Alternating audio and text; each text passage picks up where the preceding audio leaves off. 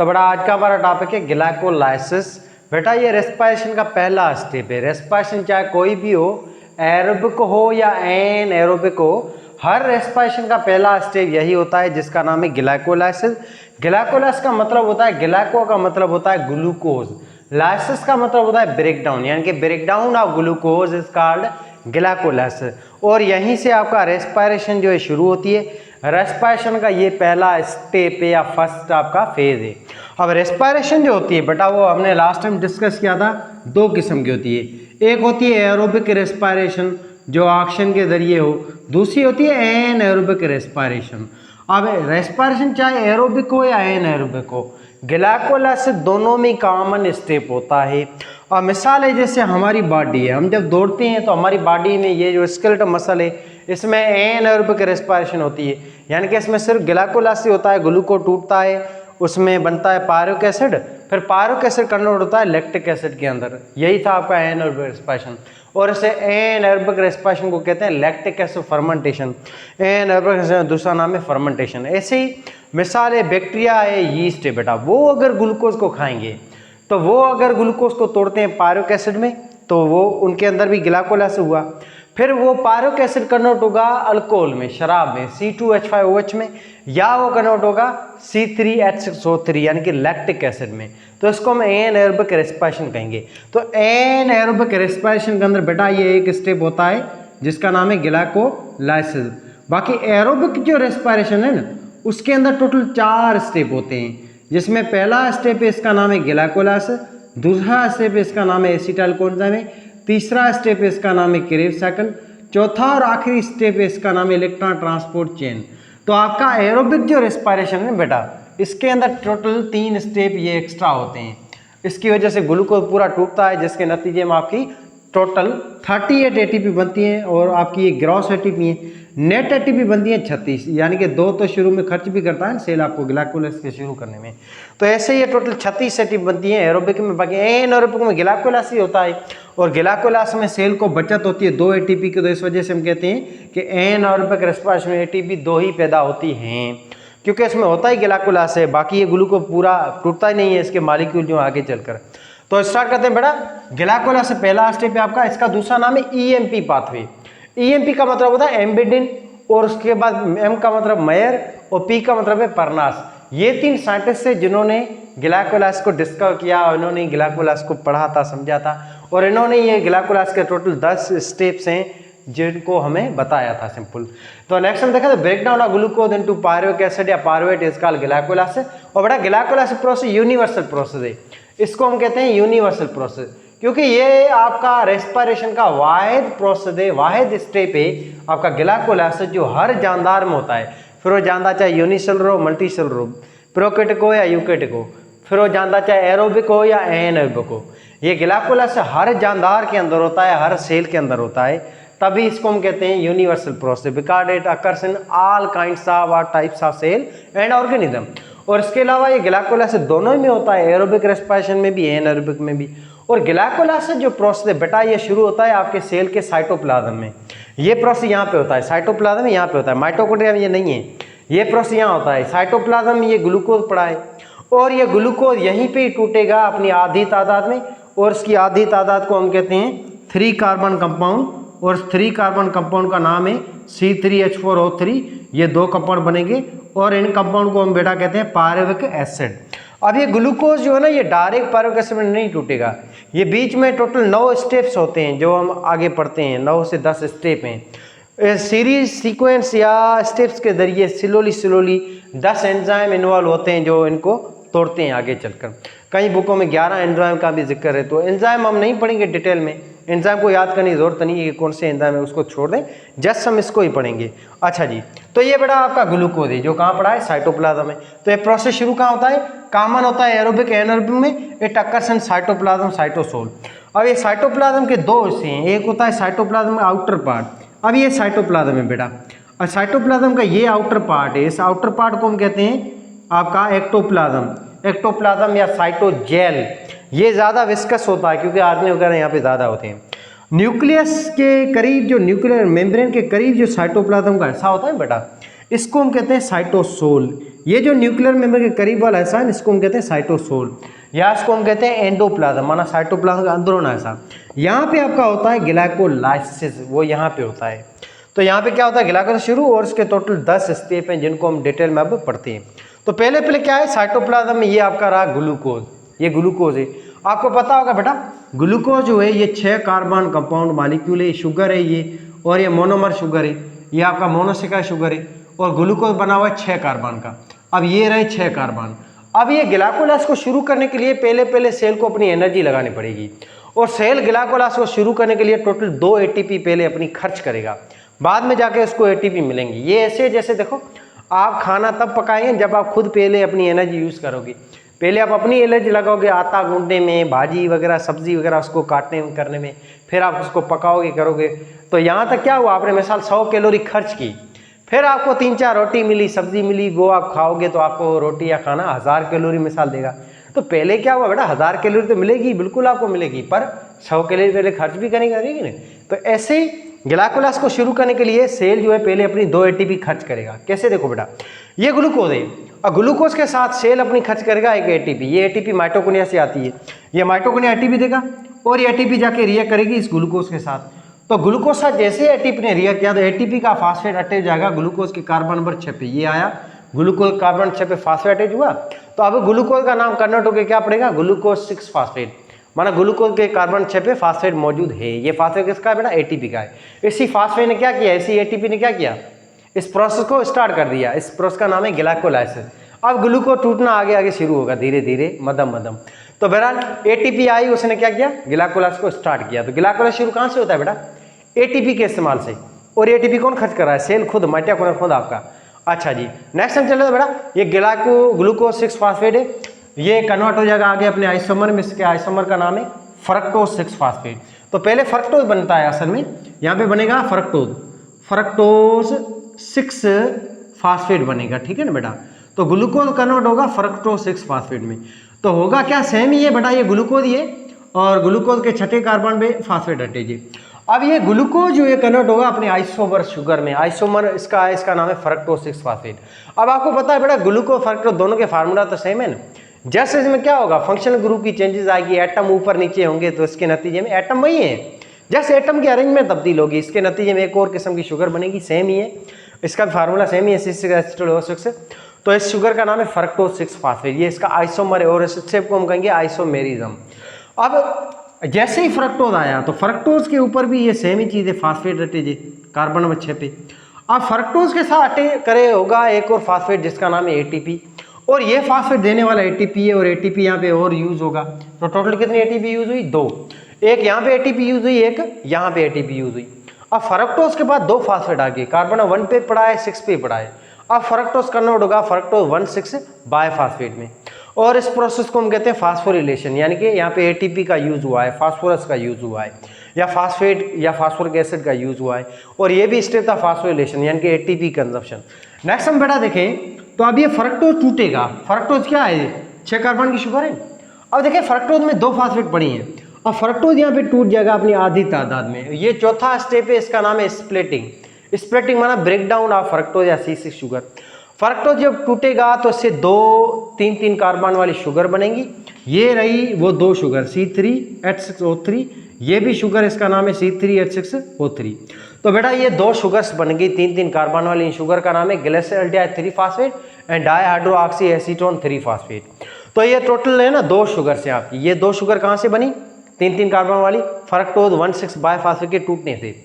अब हर एक फ्रक्टोज के बाद 2 फास्फेट थे, एक फास्फेट इस शुगर में, एक फास्फेट इस शुगर में। अब आप इन दोनों शुगर को देखेंगे तो इन दोनों के पास 3-3 कार्बन है, दोनों के पास 3-3 कार्बन है, और इन तीनों के ऊपर फास्फेट अटैच है कार्बन नंबर 3 पे, एक फास्फेट अटैच है। इस चीज को हम कहते हैं स्प्लिटिंग। तो क्या हुआ बेटा, आपका C6 शुगर जो थी ग्लूकोज, वो टूट गया आधी शुगर में। इस आधी शुगर का नाम है C3 शुगर। तभी तो हम कहते हैं ग्लाइकोलाइसिस यानी कि ब्रेक डाउन ऑफ ग्लूकोज। यहाँ पे क्या हो रहा है, इस प्रोसेस में ग्लूकोज टूट रहा है ना बेटा आधी तादाद में, और यहाँ से लेकर यहाँ तक जो प्रोसेस हुआ इसको हम कहते हैं प्रिपरेटरी फेज, या इसको हम कहते हैं इन्वेस्टमेंट फेज, या इसको हम कहेंगे आपका एनर्जी को यूज करने वाला फेज। तो यहाँ पे क्या हुआ, सेल ने सारी प्लान की, सेल ने इन्वेस्टमेंट की, अपना पैसा कुछ लगाया, और उस पैसे का नाम है एटीपी। सेल ने कितनी एटीपी खर्च की यहाँ पे इस प्रोसेस को शुरू करने के लिए, 2 एटीपी। और यहाँ पे सेल ने क्या खर्च किया, और ग्लूकोज को खर्च किया। तो ग्लूकोज, एटीपी, ये सारे मिलकर यहाँ तक ले आए हैं इस प्रोसेस को, और इसके नतीजे में C6 sugar to C6 sugar में, और इस स्टेप को हम कहेंगे प्रिपरेटिव फेज। ये आपके ग्लाइकोलाइसिस का पहला फेज है। फिर आएगा दूसरा फेज, इसको कहते हैं ऑक्सीडेटिव फेज, या आपको इसको हम कहेंगे पेया फेज। तो यहाँ पे क्या होगा, आपका C3 शुगर से इसमें 4 एटीपी बनना शुरू होंगी। 4 एटीपी जब बने तो इसको कहेंगे पेया फेज। यानी कि हमने 2 रुपये खर्च किए अपने कारोबार पे, और कारोबार ने हमें 1 साल के बाद 4 लाख रुपए या 4 रुपये कमा के दिए। यानी कि 2 रुपये हमने खर्च किए, 4 रुपया जो है ओवरऑल हमें मिला। यानी कि 2 रुपयों को माइनस करेंगे, बाकी हमें फायदा कितना हुआ, 2 रुपये का, माने 2 एटीपी का। ऐसे में देखो बेटा, तो ये दोनों शुगर आइसोमर एक दूसरे की, अब ये कन्वर्ट होगी डाइहाइड्रोक्सी एसीटोन, कन्वर्ट होगी ग्लिसरॉल्डिहाइड 3 फास्फेट शुगर में। तो ऐसे ये बन गई शुगर ग्लिसरॉल्डिहाइड 3 फास्फेट, और ये टोटल 2 शुगर हैं, 3 कार्बन की 2 शुगर है, C3H6O3। अब हर एक शुगर के कार्बन 3 पे फास्फेट अटैच है। आप देखोगे ना इस शुगर में, इस शुगर के भी कार्बन 3 पे फास्फेट है, दूसरी शुगर भी है, इस पे भी कार्बन 3 पे क्या है, फास्फेट अटैच है। ये C3 शुगर है। अब ये C3 शुगर जो है इसके साथ ये करेगा कौन, NAD। अब यहाँ पे होगा डिहाइड्रोजिनेशन। डिहाइड्रोजिनेशन का मतलब है लॉस ऑफ हाइड्रोजन एटम। अब यहाँ पे 2 शुगर है C3 शुगर, एक बेटा C3 शुगर अपना डोनेट करेगी 2 हाइड्रोजन एटम। ऐसे दूसरी शुगर है, यहाँ पे टोटल 2 शुगर है 3 कार्बन की। ग्लूको टूटा है यहाँ पे 3 कार्बन शुगर में, असल में फ्रक्टो टूटा है ओवरऑल C3 शुगर। तो 2 हाइड्रोजन यहाँ पे रिलीज हुए एक शुगर से, 2 हाइड्रोजन दूसरी शुगर से। अब ये दोनों हाइड्रोजन उठाएंगी, ये 2 NAD, एक NAD 2 हाइड्रोजन उठाती है, तो यहाँ पे हाइड्रोजन 4 लॉस हुए। तो चारों ही हाइड्रोजन उठाएंगी 2 NAD, एक NAD 2 हाइड्रोजन लगी, दूसरी NAD भी 2 हाइड्रोजन। तो ऐसे यहाँ पे NAD आएगी, ये रिड्यूस होगी NADH2 में। इस प्रोसेस को हम कहेंगे डिहाइड्रोजिनेशन, यानी कि रिमूवल या loss of hydrogen atom from sugar. कौन सी शुगर, C3 शुगर। अब C3 शुगर कन्वर्ट हो जाएंगी किसमें बेटा, एक और चीज मालिक्यूल है जिसका नाम है 1,3-बायफॉस्फोग्लिसरीन। अब 1,3-बायफॉस्फोग्लिसरीन कैसे बना बेटा, देखो बेटा यहाँ पे आता है फास्फेट, और ये फास्फेट कहाँ से आ रहा है, इनऑर्गेनिक चीज से। इस इनऑर्गेनिक चीज का नाम है फास्फोरिक एसिड।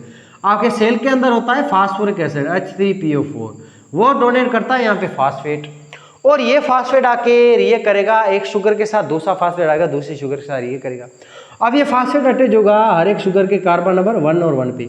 अब देखो हर C3 शुगर के बाद कितने फास्फेट आ गए, 2 फास्फेट आ गए। अब यही शुगर्स इन्होंने हाइड्रोजन लॉस किया और सेल से लिया फास्फेट। कितने फास्फेट यूज हुए, 2। एक शुगर से अटैच हुआ फास्फेट, एक हुआ दूसरी के साथ, और कहाँ पे अटैच हुआ, कार्बन 1 और 1 पे। अब यही जो शुगरें थी C3 शुगर्स, अब ये कन्वर्ट हो जाएंगे किसमें, 1,3-बायफॉस्फोग्लिसरीन। यानी कि इन दोनों ही 3 कार्बन वाली शुगर के कार्बन नंबर 1 पे भी फास्फेट है, कार्बन नंबर 3 पे भी फास्फेट अटैच है। तो ऐसे ही 1,3-बायफॉस्फोग्लिसरेट कन्वर्ट हो जाएंगे 3-फास्फोग्लिसरेट में। अब ये कार्बन नंबर जो 1 पे फास्फेट है ये यहाँ पे रिमूव होगा, यहाँ पे हट जाएगा, क्योंकि इसमें क्या होगी, एनर्जी अब रिलीज होगी, और इस एनर्जी से आपका ATP आएगा। ATP इस फास्फेट दोनों को गेन करेगा, यहाँ पे 2 ATP आएंगे, क्योंकि 2 शुगरें, हर शुगर से एक फास्फेट निकलेगा, दूसरी से भी दूसरा फास्फेट निकलेगा। तो 2 फास्फेट यहाँ पे रिमूव होंगे, दोनों फास्फेट ले लेगी ATP, और इसके नतीजे में जैसे ही 2 ATP 2 फास्फेट लेंगी तो कन्वर्ट हो जाएंगी 2 ATP में। क्लियर है बात यहाँ पे। तो यहाँ पे 2 ATP बनी है। देखो आपकी ये शुगर जो है टूट रही है, इसमें जो बॉन्ड्स में जो एनर्जी रिलीज हो रही है ना, उस एनर्जी से यहाँ पे 2 ATP बनी है, और ये ATP बनी है, इस प्रोसेस को हम कहते हैं substrate level phosphorylation. Substrate level phosphorylation का मतलब होता है फॉर्मेशन ऑफ ATP विदाउट कीमियोस्मोसिस, या formation of ATP without electron transport chain, या डायरेक्ट फॉर्मेशन ऑफ ATP। यहाँ पे ATP डायरेक्ट बनी है, कोई इलेक्ट्रॉन ट्रांसपोर्ट चेन का रोल नहीं है, कोई कैरियर प्रोटीन का यहाँ पे रोल नहीं है। हमने पढ़ा था ना आपके लाइट रिएक्शन में, वहाँ पे ATP देखो इलेक्ट्रॉन ट्रांसपोर्ट हुआ था, अलग अलग फियोफार्टिन, प्लास्टोक्विनोन, प्लास्टोसियानिन वगैरह ETC आपके रिसेप्टर्स मौजूद थे जो कि इलेक्ट्रॉन को मूव करा थे। फिर प्रोटॉन पंप हुए, ATP सिंथेसिस कॉम्प्लेक्स था यहाँ पे ATP सिंथेसिस यूँ समझो एंजाइम था, उस एंजाइम ने जाके ATP बनाई है। यहाँ पे कोई एंजाइम का रोल नहीं है, यहाँ पे डायरेक्ट ATP बनी है। और यहाँ पे डायरेक्ट कैसे बनी, फास्फेट दिया आपके एक चीज़ ने और एनर्जी दी इस मॉलिक्यूल ने, फिर ये फास्फेट और ये आपका ATP दोनों रिएक्ट हुए तो इसके नतीजे में डायरेक्ट ATP बनी। इस डायरेक्ट ATP के बनने को हम कहेंगे सबसे लेवल फास्फोरिलेशन। तो 2 ATP बनी, फिर ये मॉलिक्यूल चेंज होगा 1,3-बायफॉस्फोग्लिसरेट किसमें, 3-फास्फोग्लिसरेट में, एक फास्फेट निकल गया ना दोनों से। अच्छा जी, अब 3-फास्फोग्लिसरेट कन्वर्ट होगा 2-फास्फोग्लिसरेट में, इसको कहते हैं आइसोमेरिज्म। अब ये दोनों जो आपकी मॉलिक्यूल हैं, ये एसिड हैं, अब इनके पास कार्बन 3 पे फास्फेट है और ये फास्फेट मूव होगा कार्बन नंबर 3 से कार्बन 2 पे, तो इसका नाम कन्वर्ट होकर क्या पड़ेगा 2-फॉस्फोग्लिसरेट। अब 2-फॉस्फोग्लिसरेट जो है ये ग्लिसरिक एसिड जो है, अब ये शुगर्स नहीं है, ग्लिसरिक एसिड है बेटा। अब ये दोनों ग्लिसरिक एसिड से क्या रिमूवल होगा, यहाँ पे वाटर होगा, H2 होगा। ये वाटर जो है यहाँ पे रिमूव होगा, इसको हम कहेंगे डिहाइड्रोजी और डिहाइड्रेशन कहेंगे। डिहाइड्रेशन का मतलब रिमूवल ऑफ हाइड्रोजन होता है, तो यहाँ पे डिहाइड्रेशन होगा, ठीक है, रिमूवल ऑफ वाटर। अब यहाँ पे जो शुगर है ये कन्वर्ट होगी फास्फोइनोल पायरुवेट में। अब फास्फोइनोल पायरुवेट ये फास्फोग्लिसरिक एसिड ही है, ये टोटल 2 मॉलिक्यूल हैं। अब यहाँ पे जो है इनसे फास्फेट निकलेगा दोनों से, तो ऐसे 2 ATP आएंगी, दोनों फास्फेट ले लेगी तो 2 ATP यहाँ पे बनेगी। फिर ये आपका फास्फोइनोल पायरुवेट कन्वर्ट होंगे पायरुवेट में या पायरुविक एसिड में, और पायरुविक एसिड का बेटा फार्मूला है C3H4O3। अब ये पायरुविक एसिड कितने बने यहाँ पे टोटल यहाँ पे 2 बने हैं, 2 बने C3H4O3। आप कहेंगे सर यहाँ पे हाइड्रोजन तो 6 होना चाहिए ना, बेटा देखो हाइड्रोजन 2 यहाँ पे लॉस हुए ना, एक हाइड्रोजन 2 यहाँ पे हुए, 2 हाइड्रोजन यहाँ पे लॉस हुए, दोनों शुगर के 2 हाइड्रोजन लॉस हुए हैं, ठीक है बेटा। और इसके नतीजे 2 हाइड्रोजन के लॉस होने से नतीजे क्या बना, 2 NAD बने हैं। तो ऐसे यहाँ पे क्या हुआ, प्रोडक्ट क्या बनी ग्लाइकोलास में, ग्लाइकोलास देखो प्रोडक्ट बनी 2 NAD, 2 ATP यहाँ पे बनी, 2 ATP यहाँ पे बनी, टोटल 4 ATP बनी। और ये आपका यहाँ से लेकर यहाँ तक क्या था, पे ऑफ फेस था ना, यहाँ पे आपके ग्लाइकोलास ने दिया है सेल को कुछ, वो क्या दिया है, 2 NAD दी और 4 ATP दी, और आखिर में प्रोडक्ट क्या बनी, प्रोडक्ट बनी पायरुवेट या पायरुविक एसिड C3H4O3। अब ग्लूकोज जो है यहाँ पे जो C6 कंपाउंड था वो कन्वर्ट हो गया C3 कंपाउंड में, 2 C3 कंपाउंड में, इसी को हम कहते हैं ग्लाइकोलास। तो ग्लाइकोलास वो प्रोसेस है जिसमें ग्लूकोज की ब्रेकडाउन होती है C3 कंपाउंड में, और C3 कंपाउंड का नाम है पायरुविक एसिड या पायरुवेट। और नतीजे में सेल को क्या मिलते हैं, 4 ATP 2 NAD, 4 ATP 2 NAD। अब ओवरऑल हम देखेंगे तो ग्लाइकोलास में फायदा कितनी ATP का हुआ, बड़ा फायदा हुआ 2 ATP का, क्योंकि सेल ने इस प्रोसेस को शुरू करने के लिए 2 ATP खर्च भी की थी ना, 4 मिली हैं, तो 2 को तो माइनस करेंगे जो खर्च हुई हैं, 4 में से 2 माइनस करो तो 2 ATP का फायदा हुआ है। तो सवाल आ जाए कि भाई ग्रास ATP कितनी होती है, माना टोटल कितनी ATP बनती है आपके ग्लाइकोलास में, तो बेटा टोटल जो ATP बनती है ग्लाइकोलास में वो 4 बनती हैं, और बचत जो होती है नेट होती है 2 ATP। तो सवाल अक्सर जो आता है कि ग्लाइकोलास में कितनी ATP जो है वो सेल को मिलती हैं, तो ऑप्शन अगर आपके हो, ऑप्शन ए हो 4 ATP, ऑप्शन बी हो 2 ATP, ऑप्शन सी हो 6 ATP, ऑप्शन डी हो मिसाल 36 ATP, तो आपको टिक करना है 2 ATP पे, क्योंकि अक्सर सवालों में वो 2 ATP को ही पूछते हैं। अगर ऐसे सवाल होते हैं how many gross ATP is produce are produce in glycolysis, तो आपको टिक करना है यानी कि 4 ATP, ग्रास का मतलब 4, नेट का पूछे तो 2 ATP के लिए बात है। और NAD कितनी यहाँ पे पैदा हुई, 2, और कहाँ से पैदा हुई, जब आपके ग्लूकोज की शुगर जो थी C3 शुगर ग्लिसरल्डिहाइड 3 फास्फेट, उन्होंने हाइड्रोजन डोनेट किए, ठीक है बेटा। अच्छा जी नेक्स्ट हम देखें, तो ओवरऑल आपका रिएक्टेंट क्या था बेटा ग्लाइकोलास में, रिएक्टेंट ये लिखे पढ़े हमने अभी पढ़े, 2 ATP था रिएक्टेंट, ये देखो ये 2 ATP थी रिएक्टेंट, फिर 2 NAD थी रिएक्टेंट, ये देखो ये 2 NAD थी रिएक्टेंट, ऐसे आगे ग्लूकोज था रिएक्टेंट, ये रहा ग्लूकोज रिएक्टेंट था, फिर 4 ATP भी रिएक्टेंट थी, 4 ATP ये पढ़िए, 2 ATP यहाँ पे आई है, 2 ATP यहाँ पे आई है, ये थे रिएक्टेंट। अब प्रोडक्ट क्या बनी, ग्लूकोज रिएक्टेंट था वो कन्वर्ट हुआ कौन सी प्रोडक्ट में, 2 पायरुविक एसिड में या 2 पायरुवेट के अंदर। ऐसे यहाँ पे जो 2 ATP आई थी वो कन्वर्ट हुई कौन सी प्रोडक्ट में, 2 ADP में, ये रही 2 ADP, ये प्रोडक्ट है बेटा। ऐसे हम देखें तो 2 NAD जो आई वो कौन सी प्रोडक्ट में कन्वर्ट हुई, 2 NADH2 में, तो 2 NADH2 क्या है, प्रोडक्ट है। ऐसे आप यहाँ पे 4 ADP जो रिएक्टेंट थी वो कन्वर्ट हुई किसमें, 4 ATP में, 4 ATP प्रोडक्ट है। तो ये रही आपकी प्रोडक्ट और रिएक्टेंट। आपको बेटा ग्लाइकोलास से पूरा याद नहीं करना है, ये मैं लिख के देता हूं बेटा, टेस्ट के अंदर इन स्टेप को पूछा ही नहीं जाता है, ये सिर्फ आपको समझना है कि बस ये प्रोसेस होता है।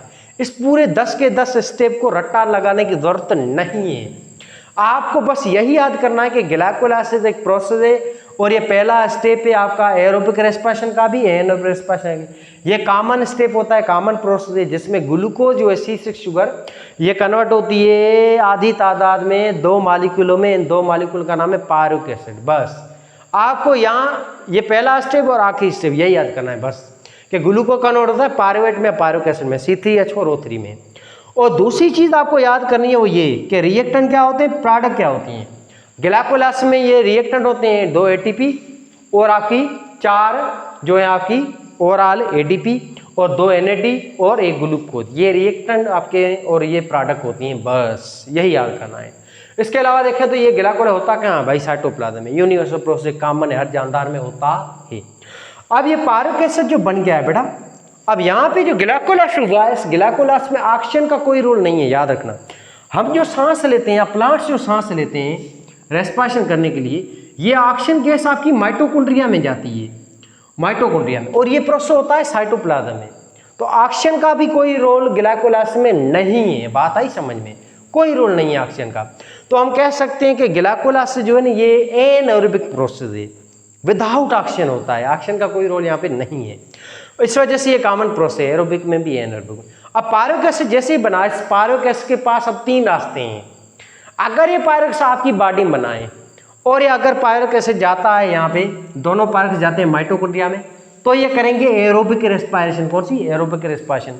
आगे कंटिन्यू करेंगे 3 process, Krebs cycle, acetyl coenzyme and electron transport chain.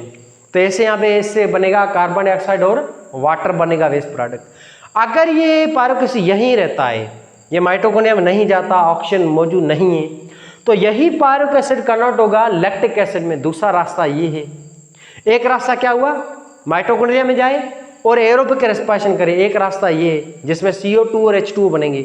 दूसरा रास्ता ये कि अगर ऑक्सीजन मौजूद नहीं है या माइटोकॉन्ड्रिया है ही नहीं या ऑक्सीजन मौजूद है ही नहीं, तो ये पायरुविक एसिड यहीं साइटोप्लाज्म में ही रहेगा और ये दूसरा रास्ता चुनेगा। इस दूसरे रास्ते का नाम है एनाएरोबिक रेस्पिरेशन। कौन सी, लैक्टिक एसिड फर्मेंटेशन।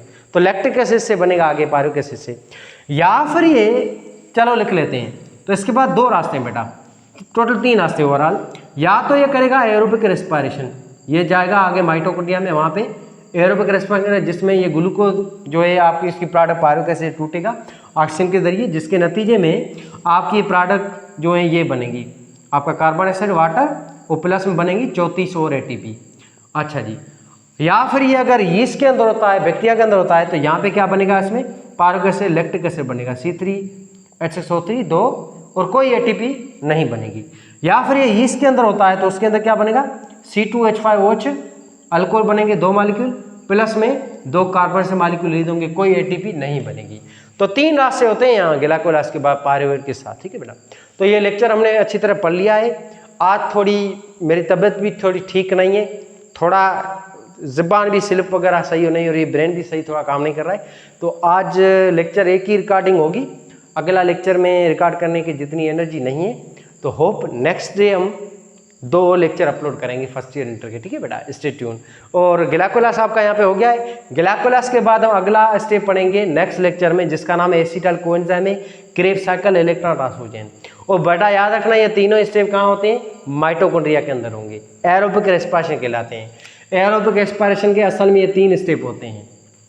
और ग्लाइकोलाइसिस जो है ना, ये ना तो एरोबिक पाए ना एनाएरोबिक पाए, ये प्रोसेस कॉमन है, यूनिवर्सल है, या यूं समझो दोनों का ही कॉमन होता है। अगर आपकी बॉडी है तो आप में एरोबिक रेस्पिरेशन होगी, माना ग्लाइकोलाइसिस से शुरू होगी, और अगर एनाएरोबिक है तो उनके अंदर भी ये ग्लाइकोलाइसिस से रेस्पिरेशन शुरू होती है, पर इसमें ऑक्सीजन का कोई रोल नहीं है। तो ग्लाइकोलाइसिस विदाउट ऑक्सीजन होता है।